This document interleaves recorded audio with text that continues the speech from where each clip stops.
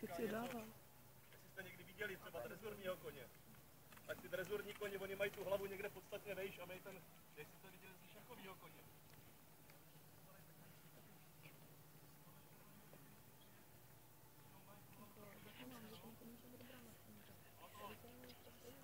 Dva názory, jak s tím koněm správně dělat. Jedni nadávají na druhý a druhý na ty první. Nebo to prostě, ale že ty koně musí jít nějak, to by toho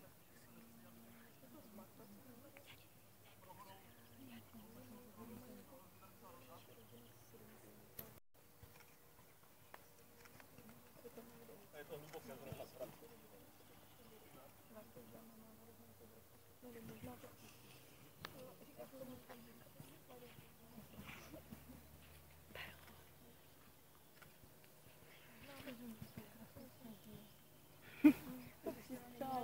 Jo, to nechodí. Dneska tak, když se to myslí.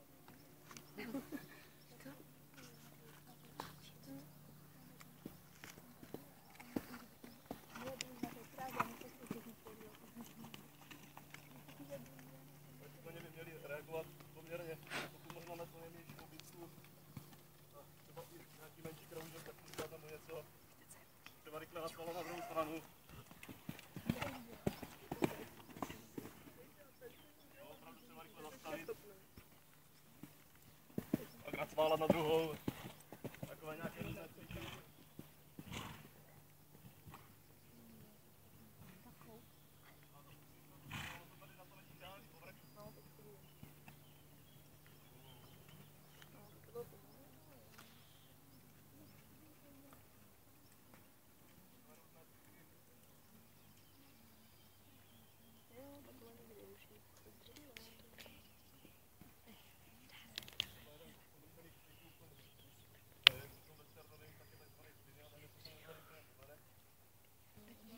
By to točili kolem té nohy.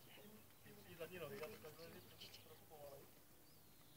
Asi takhle by to mělo nějak vypadat, jo. Když to děláme trochu rychle, tak nám to tolik nejde, ale...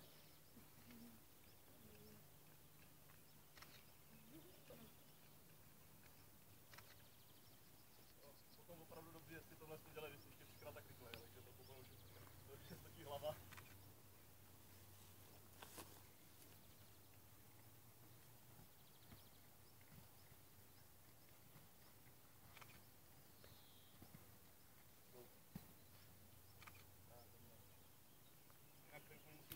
Možná jste to ani neviděli, takový krásný soude, jo?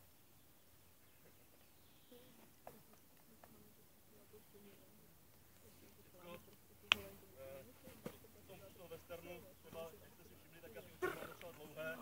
Je to ale až u vycvičeného koně, samozřejmě tím je to potom vycvičenější, tím asi můžu víc dovolit. Je to třeba rozdíl od anglické dresury, kde přece jenom jako postupně se taky dochází k relativně volným otěžím. Těch věcí. Samozřejmě potom jsou různé disciplíny další, když se chodí přes nějaké kavalety, dělají se tam různé přeskoky, to je změna nohy, na kterou ten koň sválá. Když jdeš po kruhu, tak on si začíná nějakou tou nohou konkrétně. A když potom chce jít na druhou, tak on tu nohu musí přehodit. Tak se pak jezdí různé disciplíny, které tady na tohle jsou, ono to není moc jednoduché. Tak jsou pak disciplíny, které se jezdí právě složeně, jenom třeba tady tohle jsou zaměřené.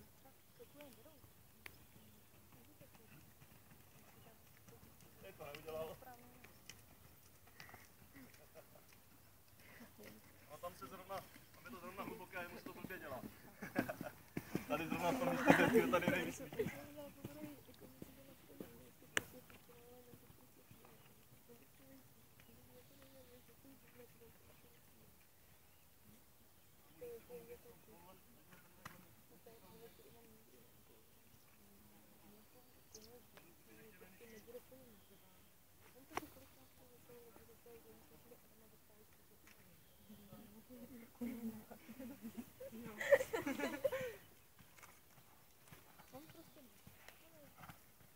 Pomůže třeba právě, jak jsem ukazoval z začátku.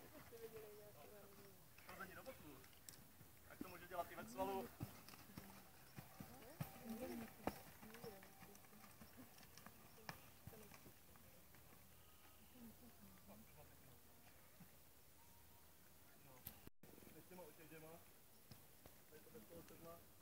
tam funguje to, jak člověk vůbec sedí.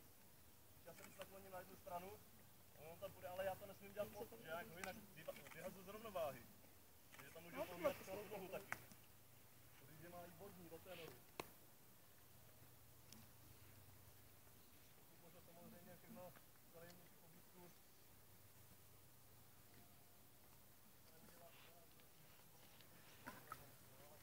A tam je právě od toho, aby když ten kůň to začne flákat, tak aby se dala použít.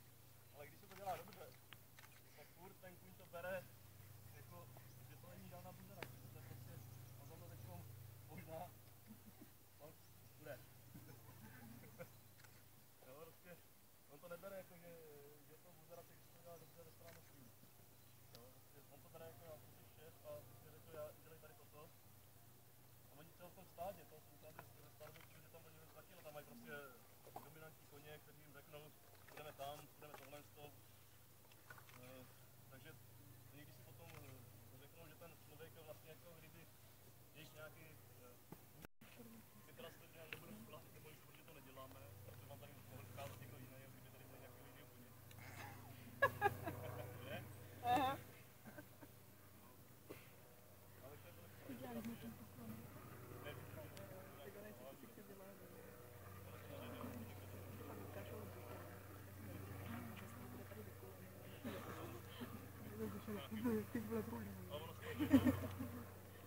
musíte mít trpělivost. Hodně velkou trpělivost. Tohle jste po 5 letech minimálně. Tak jo, z té strany asi